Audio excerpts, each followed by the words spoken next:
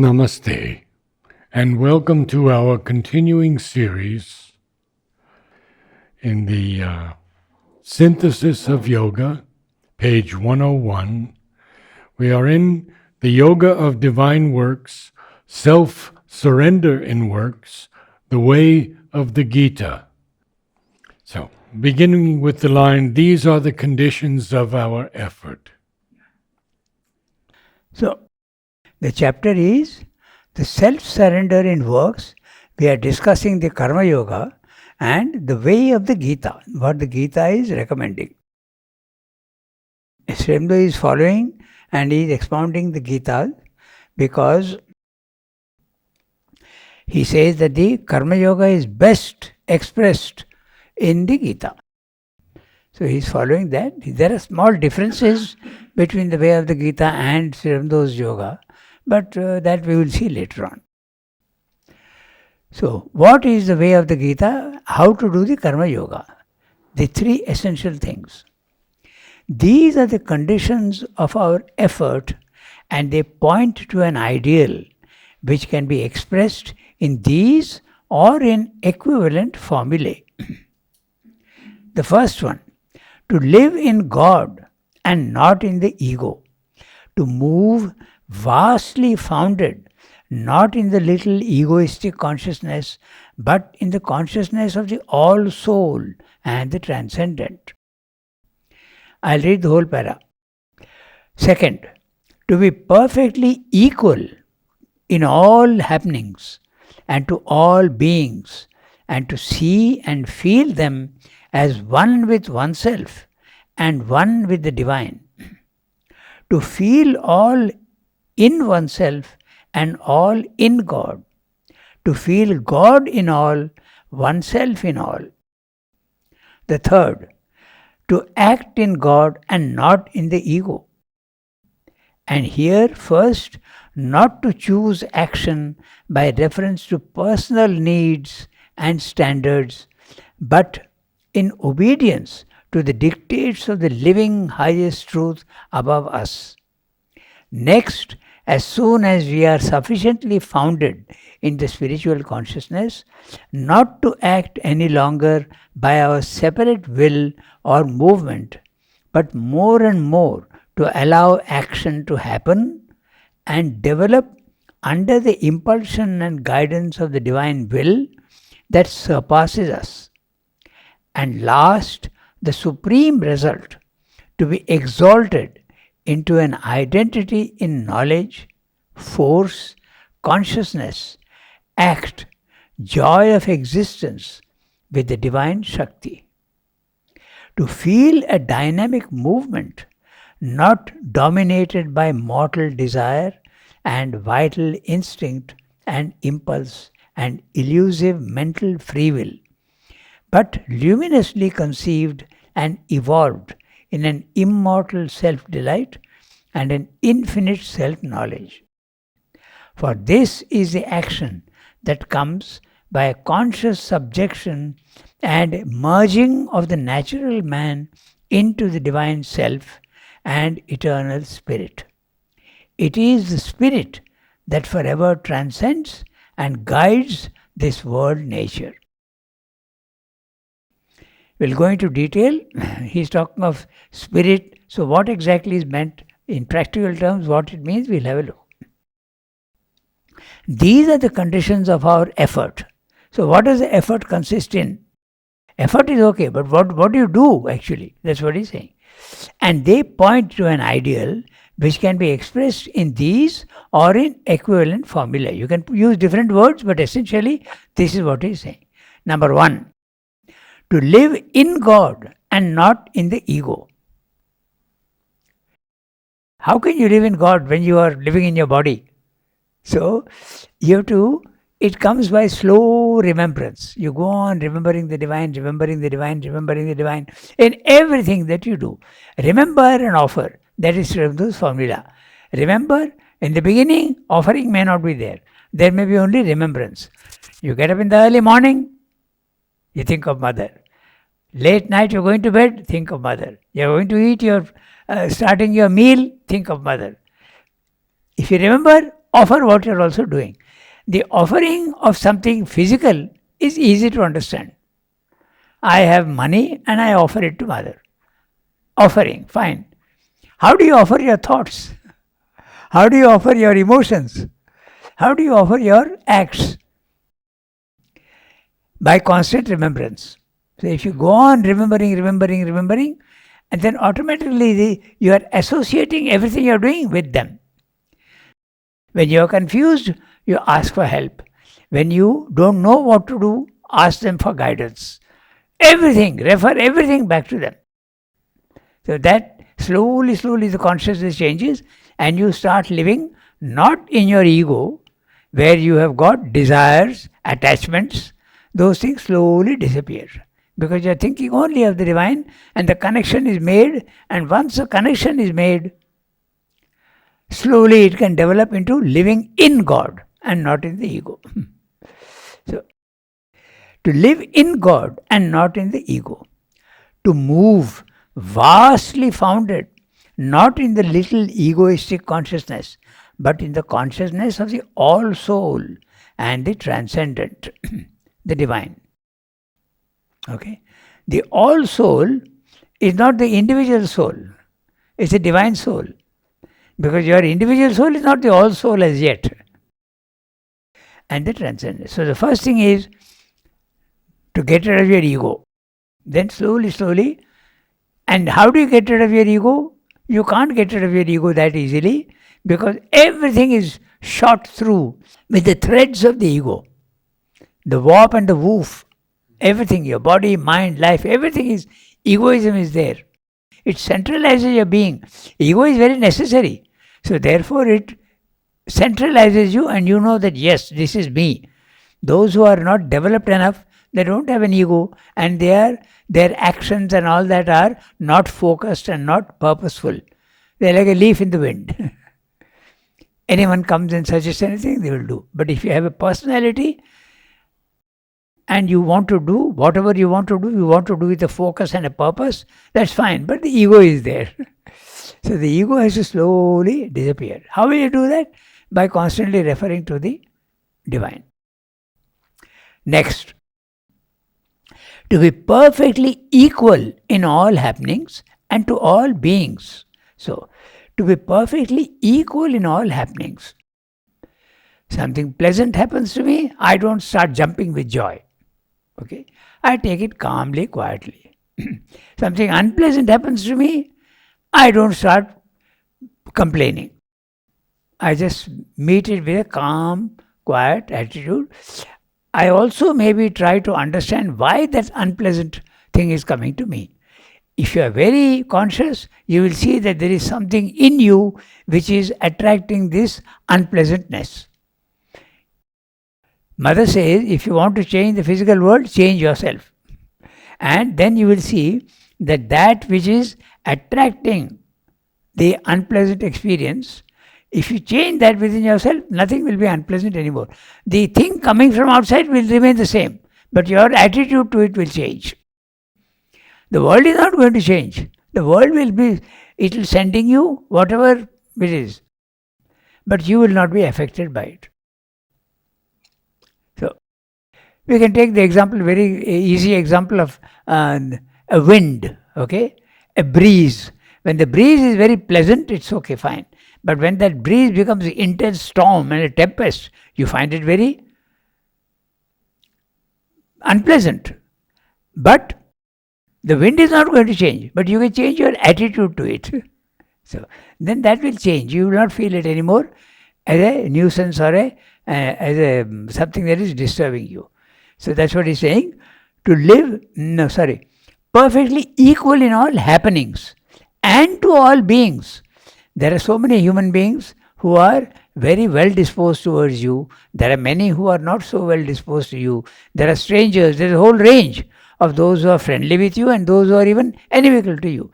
But you must not see them as someone opposed to you. You remain absolutely calm and quiet and do whatever has to be done without any emotions. This equality when some children are explained about equality, they say, but that's a very drab and dull life. The interest in life comes from the ups and downs and the likes and dislikes. That is what comes, the drama of life. So what is this? So it is true that in the beginning it's a sort of neutral state, but that will lead you to ultimately to enjoyment of everything. So in the first condition, you are reacting pleasantly and unpleasantly to things. In the second stage, neither pleasant nor unpleasant is you are experiencing. In the third stage, which is far away, everything becomes pleasant. Even those things which are unpleasant to you, they become pleasant. The logic of this is that if you have a glass of dirty water, if you pour pure water into it, it's not going to become clean. So you have to empty it. So the emptying of the dirty water is not being affected by pleasant or unpleasant. Then you can pour pure water in it, there will be pure enjoyment. So that's why you have to go through this period where there is a certain blankness and lack of interest.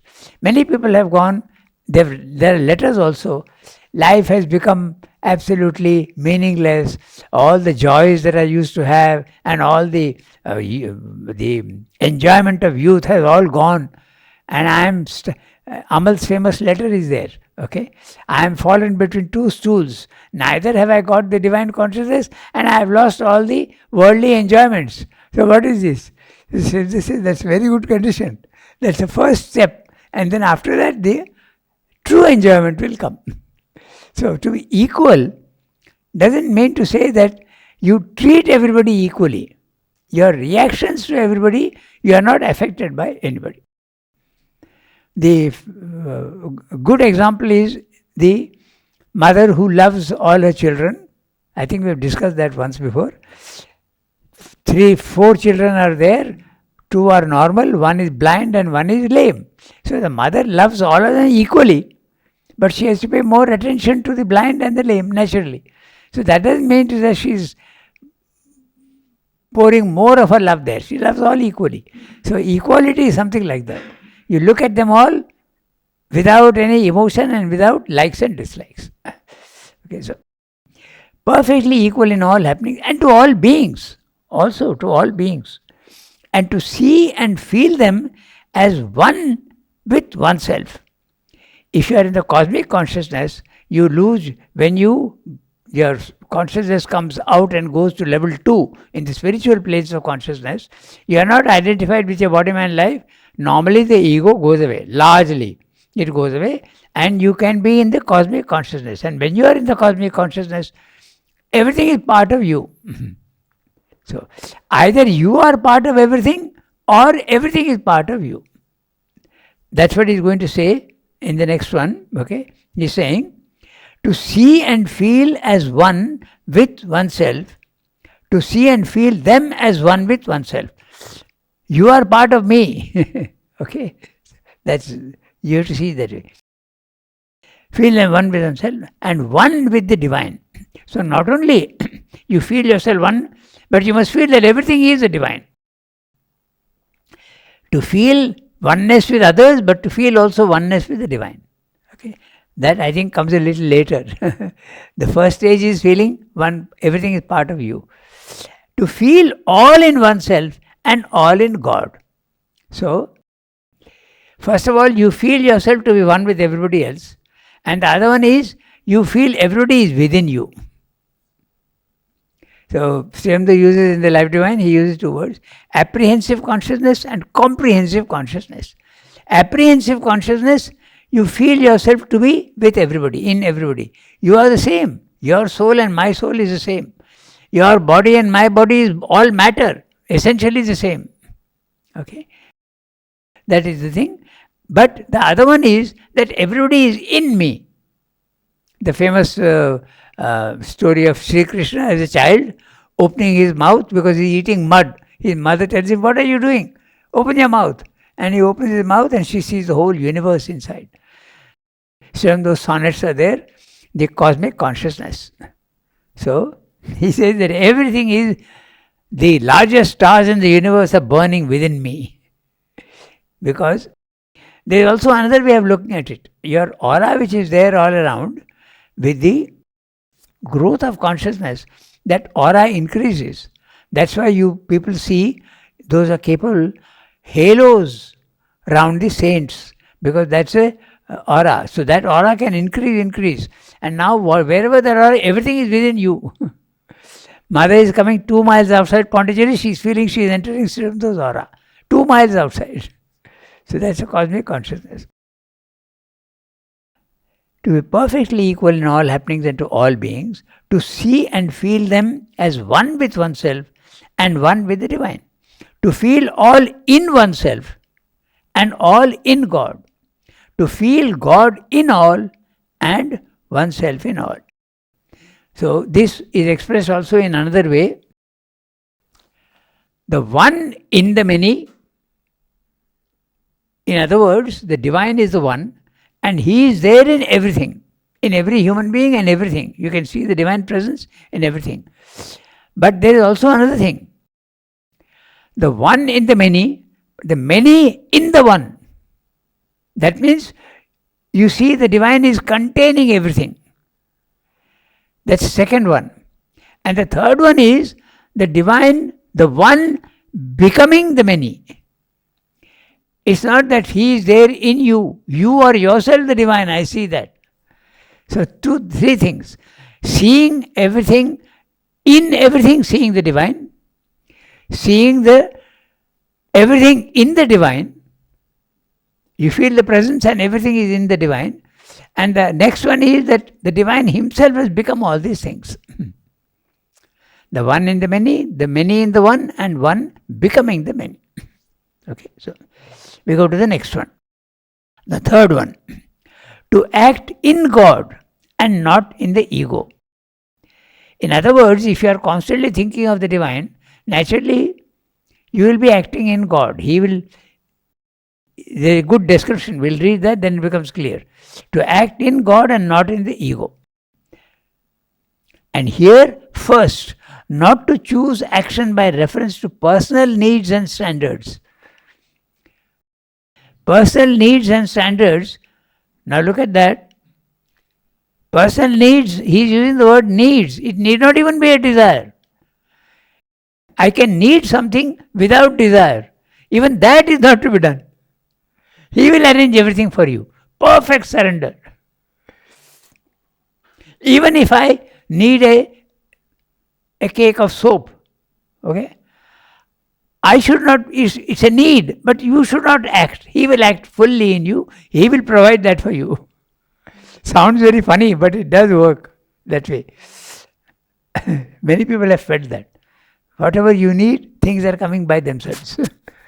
But of course, that's at a very late stage when you are really fully surrendered to the divine.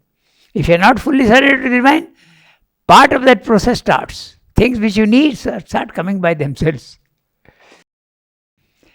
I think everybody has experienced that sometimes, that what you need suddenly comes of itself.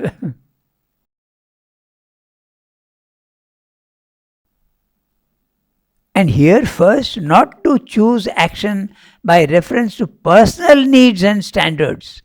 Not only needs, but also standards. When you are in a moral condition, there are standards that you make for yourself. Don't have any standards at all. Give up everything and depend on the divine. He will tell you what to do and what not to do. The Sarva Dharman Parityajya. Give up all rules of conduct and depend on him alone. And he will tell you what to do and not to do. Okay. But in obedience to the dictates of the living highest truth above us, it's above us.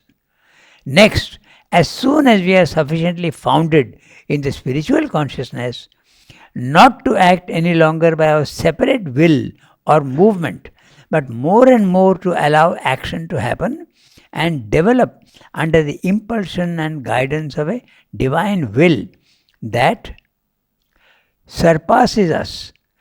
And last, the supreme result, to be exalted into an identity in knowledge, force, consciousness, act, joy of existence with the divine Shakti.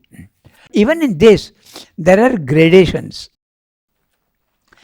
There are people who are in a higher consciousness, but they don't have any initiative for anything. Okay, it is there are 3-4 words which describe that.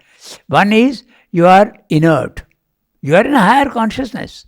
You are inert. You don't make any move to do anything. Someone comes and gives you a bath, you do it. Someone comes and gives you a sweet to eat, you eat. If no one comes, you don't eat. This is called jadavat. You are absolutely like an inert stone. Or you can be like a little child. Okay? That means you are not fully, you have lost your ego, but there is no absolute guidance from on top. You are in that middle condition. Afterwards, when the divine is telling you what to do, then you don't behave in that way. But there can be these 4 things: jadavat, unmattavat, pishachavat, and balavat. You can be like a little child. Your consciousness is very high, but you will be behaving like a little child. So there is the middle stage where you have lost your ego, and yet you are in a high consciousness, but you are not yet getting the direct guidance from the divine. The middle stage. And then when you get the total guidance from the divine, that's the last. That's what Swami is saying. So next, the third one, to act in God and not the ego. And here first, not to choose action by reference to personal needs and standards, but in obedience to the dictates of the living highest truth above us. Next, as soon as we are sufficiently founded in the spiritual consciousness. Now what is meant by the spiritual consciousness? Level 2. You are not identified with your body, mind, life. You are in the cosmic consciousness. You are in the either the cosmic consciousness or you are in the self. But you know that you are not the body, mind, life. You are outside. That's the spiritual consciousness. Okay, it's not the highest, but it is spiritual consciousness. Not to act any longer by our separate will or movement, but more and more to allow action to happen and develop. You realize that you are not doing anything. You are allowing action to happen in you. Nature is making your body move. Nature is putting emotions into your vital. Nature is putting your thoughts into your mind. The main feature of a spiritual consciousness is you realize that you are not the doer. Nature is doing everything in you. Your consciousness is only watching. That's a witness consciousness. You can call it also nirvana if you want. It's a self. Normally it's called the self or the Brahman consciousness, or also it's called the Atman. Okay, so that's what he's saying. And to act in God and not, and that then next, as soon as we are sufficiently founded in the spiritual consciousness, not to act any longer by our separate will and movement, but more and more to allow action to happen and develop under the impulsion and guidance of a divine will that surpasses us. Obviously, if you go on thinking of the Lord, offering, the connection is made, and once a connection is made, the divine can guide you. It's not immediate, but it can come in stages. Little by little, you realize that the divine is guiding you. First, it is nature that is guiding your body, mind, life. Then afterwards, the divine guides you. Okay, so that's what he's saying. At last, the supreme result, to be exalted into an identity in knowledge, force, consciousness, act, joy of existence with the divine Shakti. I suppose this is the avatar. But because you have knowledge, you have force, you have consciousness, your actions, and joy of existence with the divine Shakti, fully identified with the divine, you have to necessarily be the avatar. Okay, so that is the aim of the integral yoga. To feel a dynamic movement not dominated by mortal desire and vital instinct and impulse and elusive mental free will, but luminously conceived and evolved in an immortal self-delight and an infinite self-knowledge. Srendra is using a very interesting word. He is saying a dynamic movement not dominated by mortal desire. He is making it very clear that the desire, if it is mortal, it's not okay. But can there be a desire which is something better? Aspiration. Aspiration also is a desire for the divine. So he is using the word mortal. He is very careful.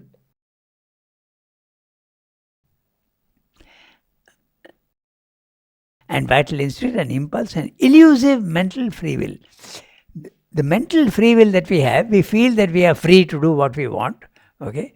But that is also, it's elusive. There is no free will. The freedom comes, the perfect freedom comes only for the divine. The rest of it is all, there is a law that operates, and if you remember the one becoming the many and the 4, 5 fundamental things, there is a gradation of freedom, and that freedom gets less and less and less and becomes law here and rigid laws in the physical world. That's why physics is possible. So, in the in the lowest level, no freedom at all. You go to the spiritual plane of consciousness, you realize that you were bound. But still freedom may not be there so much. You feel yourself to be free, but you're not acting. You're just watching. Then you go higher up, then you can also, you are not going to act anymore, the divine is going to act through you. So your idea that I am free and I can do what I want is an illusion. When the first time I was told this, my argument was, look, you are saying that I am being impelled by nature, okay? When I am thirsty, I am impelled by nature and I drink water. Yes, I agree that nature is guiding me. But to prove to you that nature is not guiding me, I am not thirsty now, but I'll go and drink a glass of water. I am free to do that. So the answer to that is that even that is initiated by nature. Because the thoughts also are initiated by nature. So there is no free will here. Okay, so he's saying finally you have to have divine knowledge, force, consciousness, act, joy of existence with the divine Shakti. To feel a dynamic movement not dominated by mortal desire and vital instinct and impulse and elusive mental free will, but luminously conceived and evolved in an immortal self-delight and an infinite self-knowledge. So, self-knowledge, you know yourself, okay, and self-delight. This self-knowledge and self-delight, the difference is scientific knowledge is not self-knowledge. It is acquired knowledge from outside. But self-knowledge is you are generating the knowledge within yourself. It is independent, not anything. Similarly for the self-delight. Our pleasure is not self-delight. It is caused by some external thing. Why does he use elusive mental free will? Yeah. Because it's not there is real. No free will. There is no. It's an illusion. Yeah. That's what it means. For infinite self-knowledge. For this is the action that comes by conscious subjection and merging of the natural man into the divine self and eternal spirit. What does he mean by the natural man? Natural man is one who is subject to nature. And when you are subject to nature, you are identified with your body, mind, life. Very clear. So long as you think that you are body, mind, life, you are in level 1 of the ignorance. It's not a spiritual consciousness. The spiritual consciousness comes at level 2 when you are not identified with your body, mind, life.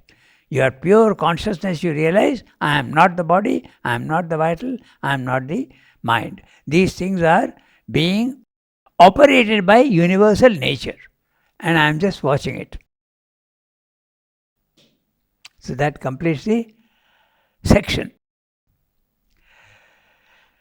So now he goes to, but by what practical steps of self-discipline can we arrive at this consummation?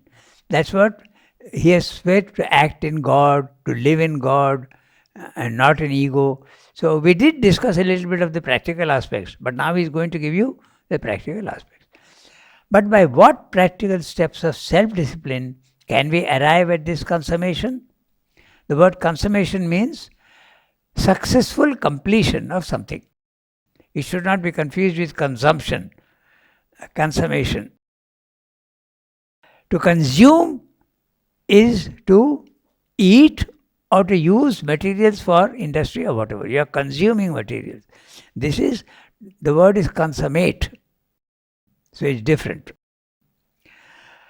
The elimination of all egoistic activity and of its foundation, the egoistic consciousness, is clearly the key to the consummation we desire.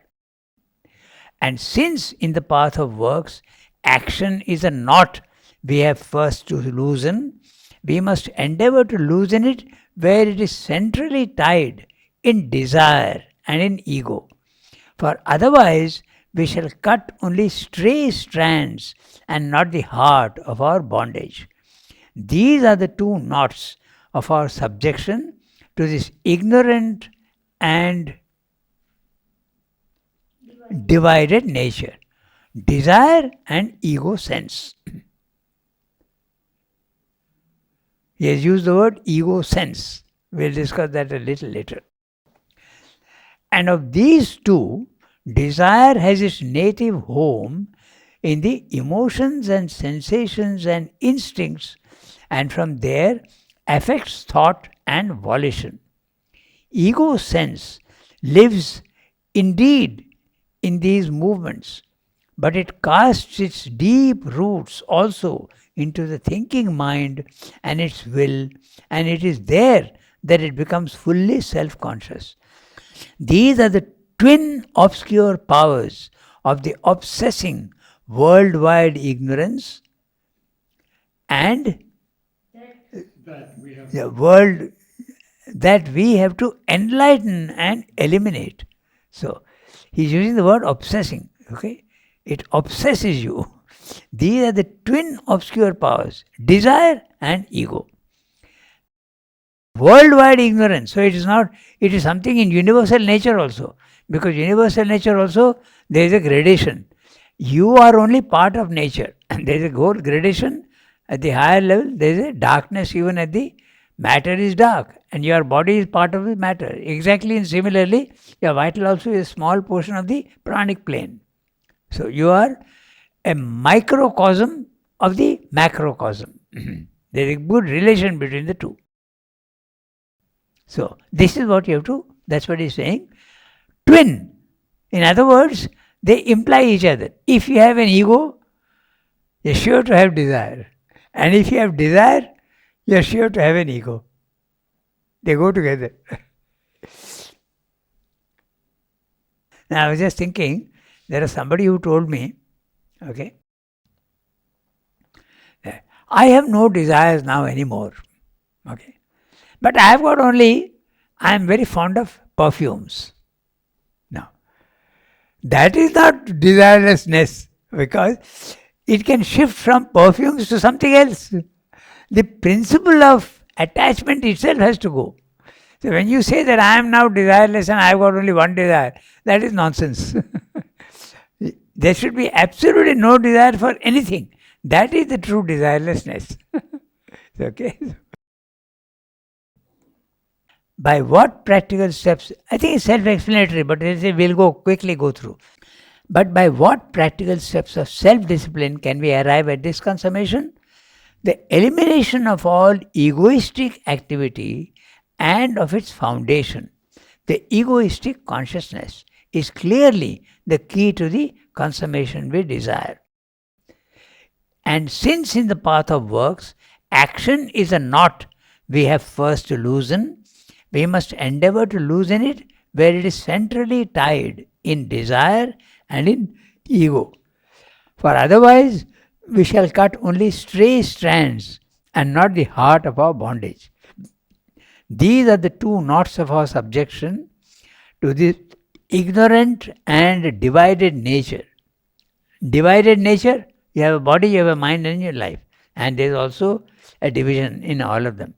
Desire and ego sense. And of these two, desire has its native home in the emotions and sensations and instincts, and from there affects thought and volition. The vital is not something absolutely separate from the mind. It sends its fumes up into the mind also. The body also is obstructing the vital, and the vital also is sending its influences and fumes into the mind. So it gets colored, it gets distorted. And these two have native home in the emotions and in sensations and instincts. In other words, the ego starts even at the animal level. It's very clear. The emotions, sensations and instincts. Definitely sensation and instincts refer to the animal. But in man also all the three are there. Emotions are added. And they can even be very noble emotions. But that also is ego. Okay. Even this interesting point, even if I am doing so-called selfless work, I am helping others. Okay. Philanthropy, altruism. Okay. I am doing for others, not for myself. So is the ego there? There is an ego because you feel a satisfaction. I am doing something good. So the ego is there even there. Now But how strong is it compared to other aspects? It is certainly better. It is certainly better. Certainly. Less gross. But it's ego. Mm-hmm. And the spiritual life, ego has to be got rid of. There is another, even one more step. So suppose someone comes and says to this person who is feeding people and giving money freely to others, okay, he says, you are doing all these things, but you are getting inner satisfaction, and that is ego. If you tell him, he will say, okay, I will not tell anybody at all. Okay. There are many people who donate, but they want their name to appear. They want their name to be splashed all over the newspapers. So and so has done this charitable work. So I will not tell anybody at all. Does that mean that the ego has gone? No. It's an even subtler enjoyment. See how great I am. I am not even advertising what I am doing. So ego is a very subtle thing. But if he says, I won't serve anyone at all. Yeah. But that means how great I am. I am not even advertising what I am doing. That also is egoism. So that's why Srinivasa says very clearly, philanthropy, charity, humanitarianism, altruism is very good at a moral level, but it's not a spiritual life. But is it possible in a spiritual life to be philanthropic? I think that's possible. Because if you are egoless, you can still do works of charity. But it's not the other way around. It's very subtle. Mother speaks of works of love. Yeah, that's right. It can be done. Can be with done. a spiritual attitude. Yes. So, ego sense lives in these movements, but it casts its deep roots also into the thinking mind and its will, and it is there that it becomes fully self-conscious. So the ego, the animal has the ego, but it's not conscious of the ego. But in man, he becomes conscious of the ego. That's the first step. You have to become conscious that you are egoistic. So, in fact, Srinivasa says that the human ego is in the mind. You have to eliminate it from there. It's there also in the animal, okay, but it is not that prominent. The ego is mainly in the mind. Casts its deep roots also into the thinking mind and its will, and it is there that it becomes fully self-conscious. These are the twin obscure powers of the obsessing worldwide ignorance that we have to enlighten and eliminate. So, in the field of action, desire takes many forms. But the most powerful of all is the vital self's craving or seeking after the fruit of our works. The fruit we covet may be a reward of internal pleasure. It may be the accomplishment of some preferred idea or some cherished will or the satisfaction of our egoistic emotions or else the pride of success of our highest hopes and ambitions. Or it may be an external reward, a recompense, entirely material, wealth, position, honor, victory, good fortune, or any other fulfillment of vital or physical desire. But all alike are lures by which egoism holds us. Always these satisfactions delude us with the sense of mastery and the idea of freedom, while really we are harnessed and guided or ridden and whipped by some gross or subtle, some noble or ignoble figure of the blind desire that drives the world. Therefore, the first rule of action laid down by the Gita is to do the work that should be done without any desire for the fruit. Nishkama karma. Do all actions without motives and without desires. That is the way to get rid of your ego and desire. So, but look at the image. He has used a very forceful image. Okay, he is saying, we feel that we are free, okay, while we are harnessed. So he is talking of animals being yoked to a cart, okay. And we are harnessed and guided or ridden and whipped by some gross and subtle, some noble or ignoble figure of the blind desire. So even if I am doing some good work, I am actually being whipped. I am being whipped and ridden and harnessed by this. So noble or ignoble. Yes, both. Yes. Even a noble. Ignoble, of course, is very obvious. Yes. But even the noble, the ego is actually whipping you to do it. This I must do. It's a very interesting para. And we'll see what is it. Nishkama karma. Kama is desire. So nishkama, desireless works. That's what you have to do. Very difficult, but you have to try and do that. If you want to do karma yoga. If you want to do jnana yoga, not necessary. But if you want to do karma yoga, you have to do this. We stop here. Thank you, Ram. Namaste all.